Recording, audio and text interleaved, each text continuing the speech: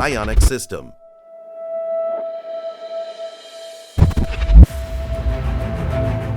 The ionic system is an advanced feature that detects ionic fields, which are the subtle electrical charges released by metals buried underground.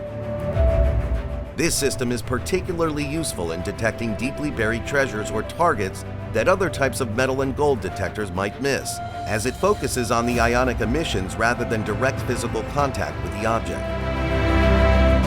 Assembly. For the ionic system, you need to install the IBI sensor and the wireless handle to the ionic unit. The sensor plays a crucial role in detecting ionic fields in the ground. How to use. To operate the ionic system, power on both the main unit and the ionic unit. Once they are connected, you'll see a connected ionic message on the ionic device screen with a sound that plays bionic device connected from the main unit. In the main unit, main menu, enter the ionic system and choose the ionic option from the two available options. Then slowly move the device in all directions.